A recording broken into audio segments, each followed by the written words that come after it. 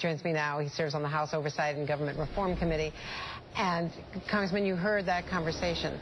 First of all, is this an acknowledgement that Egypt is not working, Syria is not working, Libya is in collapse, Iraq is having all sorts of problems, that basically maybe we're ambitious, but this president really does want to deal with what is possible, and Iran may be the most possible?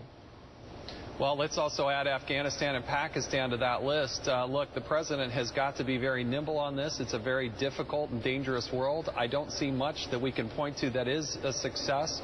And I do worry that right at the top of that list has to be Iran and the threats that they've made. They want to expand their nuclear capabilities. They want death and destruction to the United States, to Israel, and others.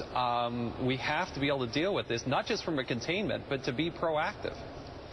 Let me ask you about the NSA spying, because Mike Rogers, Peter King, and other Republicans, as well as Democrats, have defended the policy, and then there's been criticism. So you've got sort of liberal left and libertarian right of all generations now joining to criticize the extent of the spying, others defending it, others saying that everyone does it and that this is what the U.S. has to do in the post-9/11 world.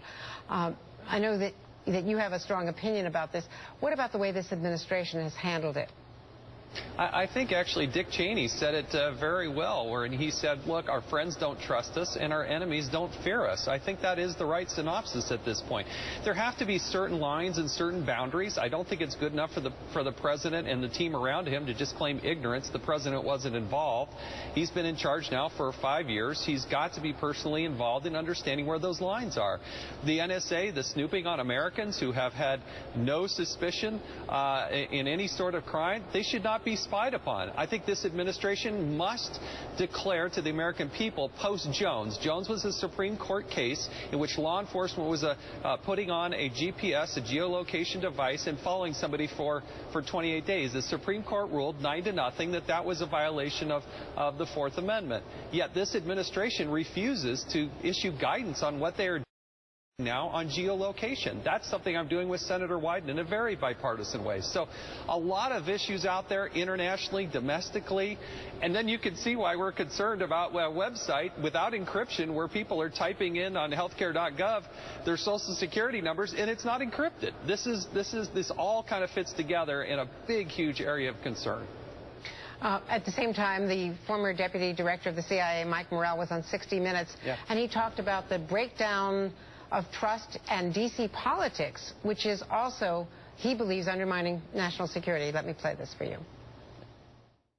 What really keeps me up at night is the inability of our government to make decisions that push our economy and our society forward. There's been a change from a willingness of the two parties to work together to get things done to today the two parties at each other's throat and simply trying to score political points.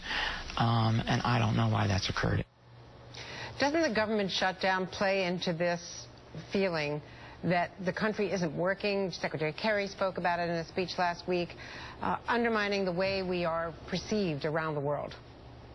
I think there's a lot of validity to that, and I appreciate the 60 Minutes story that was done on that. I thought they did a very good job, and he certainly with his career. Look, I sponsored a bill, Andrea, that the president, then Senator Barack Obama sponsored. And I then sponsored it in the House. We passed it out of the House. It sits in the Senate. I can't even get a bill that Barack Obama, as the senator, sponsored himself as the lead one. Now I'm doing it on the lead, and I cannot get the Democrat-controlled Senate to even bring it up. How in the world can that be? If you haven't paid your federal taxes, it said, and you want to get a government contract, you should be prohibited from doing that. Barack Obama, the senator, agreed with that. I'm agreeing with it now, and yet we still can't get that kind of bill done. It's just another symptom of not working together. I want to be that person. I'm a Tea Party guy, but I want to work in a bipartisan way to strive forward, but it's just not happening, and it's very frustrating. At the same time, on health care, do you think with all of the problems with the website, which we're all acknowledging and ridiculing, sure, and in fact, people who know this stuff tell me, IT people say, if you don't know what is wrong with the code, what code is wrong, you're really going to have to start from scratch. They don't know how there is an easy fix to this. But at some point, if the website works, isn't it possible that Republicans in general were wrong, that giving health care to, however many million more people is, bottom line, a good thing? Well, look, I'm not opposed to a website. I am concerned about a website that is not open and transparent, that is transmitting information that is not encrypted, that is causing more headaches than ever. We've got hundreds of thousands of people being dropped off their current health care. We want the website to work. I don't like the underlying policy, and I do think that even though it's just been days since we took this position, we have been begging and pleading. Let's delay it. Let's delay. I understand how Democrats could never support the idea that we were going to defund it, and I voted, 40-plus times to do that. Okay, I get that. But delay? Come on, that's got to be bipartisan support for that, particularly given the pathetic launch that we've had. I think that's a reasonable, common ground place to do. Let's delay it. Let it get a reboot. I don't like the law. I'll fight against it every step of the way, but at least we should be able to delay it. It's not ready for prime time.